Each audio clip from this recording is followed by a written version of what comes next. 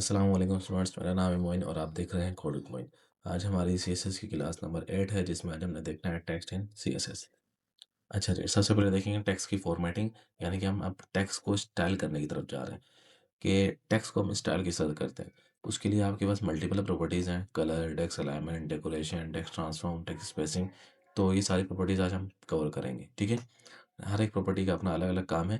जैसे colour colour देने के लिए, अलाइनमेंट हॉरिजॉन्टल अलाइनमेंट बताने के लिए, हॉरिजॉन्टल वर्टिकल नहीं, टेक्स्ट डेकोरेशन बताने के लिए कि भाई अंडरलाइन चाहिए नहीं चाहिए, कौन सी अंडरलाइन चाहिए, उसके लिए टेक्स्ट ट्रांसफॉर्म सारे अल्फाज बड़े करने के लिए, टेक्स्ट स्पेसिंग वर्डिंग के दरमियान स्पेस वगैरह देने के लिए। तो ये सारी भी हम ठीक है कवर करेंगे। सबसे पहले है कलर। कलर के लिए आप क्या करते हो, नॉर्मली बस आपने यहाँ से देना है कलर और आगे आपने कलर को डिफाइन कर देना है, ठीक है। बैकग्राउंड कलर जिस तरह आप देते थे उसके लिए आपने बैकग्राउंड कलर चूज़ किया था।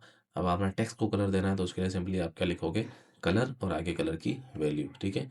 नाम लिख लो, कोड लिख लो, या वो मैं भी आपको पढ़ा चुका हूँ, आरजीबी लिखो या आरजीबीआई लिखो, वो अब आप पे डिपेंड करता है।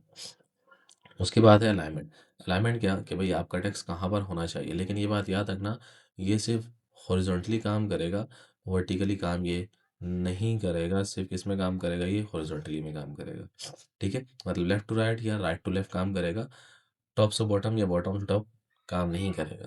क्लियर है। इसमें भी आपके पास चार प्रॉपर्टीज हैं: लेफ्ट, सेंटर, राइट और जस्टिफाई। लेफ्ट का मतलब लेफ्ट साइड, सेंटर मतलब सेंटर, राइट मतलब राइट साइड, जस्टिफाई मतलब दोनों तरफ से इक्वल रखेगा लाइनों को। इसकी एग्जांपल हम देखते हैं। सबसे पहले left, centre, left, right. Centre का मतलब देखो टेक्स्ट आपका सेंटर में है, लेफ्ट किया तो टेक्स्ट लेफ्ट साइड पे है, राइट किया तो टेक्स्ट आपका राइट साइड पे है। उसके बाद है जस्टिफाई। जस्टिफाई मैंने भी आपको बताया क्या होगी, दोनों तरफ से लाइनें आपकी इक्वल ही होंगी, जो कि यहाँ लेफ्ट और राइट है, दोनों तरफ से आपकी लाइनें क्या हो रही हैं, इक्वल हो रही हैं, ठीक है। इसके बाद रह जाती है आपकी लास्ट लाइन, तो उसको भी हम आगे कवर करेंगे कि इसको हम लास्ट लाइन को हम कैसे छेड़खानी करते हैं। उसके लिए आपके पास है text alignment last. Text alignment last से जो है वो आप आखिरी वाली लाइन की पैराग्राफ को आगे पीछे करवा सकते हो, सेंटर, लेफ्ट, राइट, जहाँ भी आपने करवाना है वो उसकी मदद से हो जाएगा। इसकी ये सारी प्रॉपर्टीज़ हैं, अब ये आपको याद करनी पड़ेंगी। तो ये मैंने कुछ प्रॉपर्टीज़ लिखी हैं। राइट साइड करोगे तो देखो आपकी पैराग्राफ की जो आखिरी लाइन है वो राइट साइड हो गई है।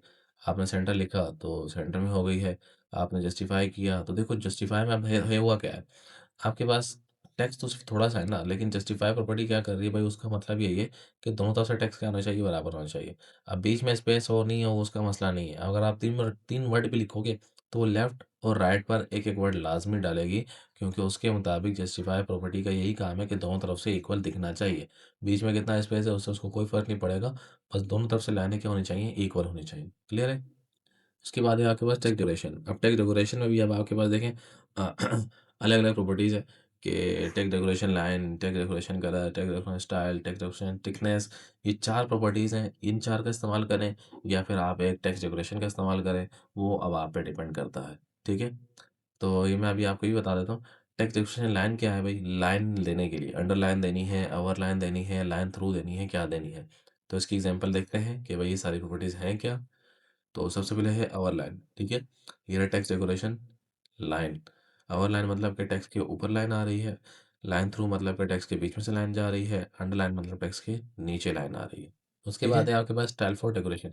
अब लाइनें तो दे दी, लेकिन उसमें आपका स्टाइल भी होना चाहिए। लाइनें डबल चाहिए, डॉटेड चाहिए, डैश चाहिए। तो उसके लिए आपने ये प्रॉपर्टी लगानी है जिसका नाम क्या है, टेक्स्ट डेकोरेशन स्टाइल, ठीक है। इसको भी हम देखते हैं अभी आगे। तो ये रही, आपने सबसे पहले क्या देना है, टेक्स्ट डेकोरेशन लाइन। वो तो मैंने अभी आपको बता दिया कि भाई अंडरलाइन देनी है, ओवरलाइन देनी है, तो यहाँ हमने क्या दिया, अभी अंडरलाइन दी है। उसके बाद स्टाइल चूज़ किया। अब स्टाइल सॉलिड चूज़ किया, सॉलिड का मतलब क्या है, जिस तरह प्रॉपर आपकी लाइन होती है तो वही आपकी यहाँ पे प्रॉपर लाइन आएगी। उसके बाद है नेक्स्ट वाले में हमने क्या किया, डबल लगाया है। तो डबल में क्या हो रहा है, देखो आपके पास डबल लाइनें आ रही हैं। इसी तरह से थर्ड में हमने क्या किया है, डॉटेड। यहाँ पे देखो अंडरलाइन क्या आ रही है, डॉटेड डॉटेड आ रही है, ठीक है। ये बिल्कुल सेम वैसे ही है जैसे आपने बॉर्डर की क्लास में हमने पढ़ा था। तो उसमें भी क्या हो रहा था, इसी तरह बॉर्डर के मुख्तलिफ मुख्तलिफ स्टाइल थे, इसी तरह इसमें भी है।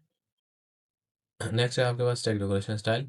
तो ये भी वही है, सिर्फ इसमें क्या है, डिफरेंट डिफरेंट वैल्यूज़ यूज़ की हैं, डैश्ड, वेवी, और ये आपके पास वेवी प्लस इसमें हमने एक और प्रॉपर्टी यूज़ किया है, इसका नाम क्या है, टेक्स्ट डेकोरेशन कलर।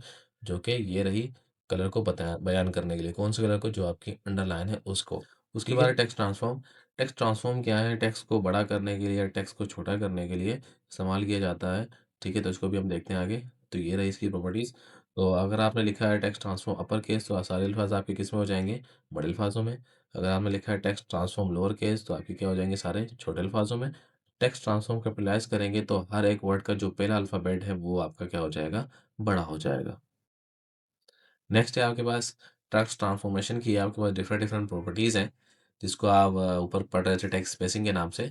तो ये रही text indent, letter spacing, line height, word spacing, white space, ये सारी प्रॉपर्टीज़ हैं जो आप पढ़ोगे, ठीक है। अब डिफरेंट हैं जिसमें से मोस्टली जो ज़्यादा इस्तेमाल होती हैं वो यही 2 हैं, ठीक है। 90% ये 2 इस्तेमाल होती हैं, बकाया जो वो मोस्टली कम ही होती हैं। उसके बाद है सबसे पहले टेक्स्ट इंडेंट। टेक्स्ट इंडेंट क्या है कि अगर आपको ये नज़र आ रहा होगा, ये आपका पैराग्राफ है। ठीक है, पैराग्राफ के देखो आपके शुरू में कितना गैप आ रहा है। ये कहाँ से आया? टेक्स्ट इंडेंट की मदद से आया, ठीक है। मोस्टली हम कॉपियों में जब काम करते हैं तो उसमें भी क्या करते हैं, जो हमारी पहला पैराग्राफ होता है उसकी पहली लाइन को हम थोड़ा-सा गैप देते हैं। तो इसमें भी आप दे सकते हो, उसके लिए आपको क्या करना पड़ेगा, टेक्स्ट इंडेंट प्रॉपर्टी का इस्तेमाल करना पड़ेगा और आगे आपने वैल्यू देनी है, जो भी आप देना चाह रहे हो उसके मुताबिक यहाँ पे आपका गैप ऐड होता जाएगा फर्स्ट लाइन में बिल्कुल स्टार्ट में, ठीक है। उसके बाद है आपके पास लेटर स्पेसिंग। लेटर स्पेसिंग क्या है कि भाई अल्फाजों के दरमियान स्पेस, वर्ड के दरमियान स्पेस नहीं, अल्फाजों के दरमियान स्पेस। उसके लिए आपने लेटर स्पेसिंग का इस्तेमाल करना है और आगे वैल्यू देनी है जितना भी आप देना चाह रहे हो। अभी हमने यहाँ कितनी दी है, 5 पिक्सल, तो ये आउटपुट आपको यहाँ नज़र आ रहा है। और वहीं नीचे देखो हमने किस में दी है, माइनस में, मतलब कि नेगेटिव में, कि भाई कम हो जाए और माइनस में कम हो जाए। तो उसके लिए हमने देखो यहाँ पे अल्फाज क्या हो रहे हैं, आपस में बिल्कुल चिपक चिपक के आ रहे हैं। नेक्स्ट है आपके पास लाइन हाइट। लाइन हाइट किस लिए? मल्टीपल लाइन जब आपके पास हैं, तो उनके दरमियान स्पेस देने के लिए, ठीक है। सबसे पहले हमने क्या लिखा है, लाइन हाइट 0.7, तो यहाँ देखो लाइन हाइट कम हुई है।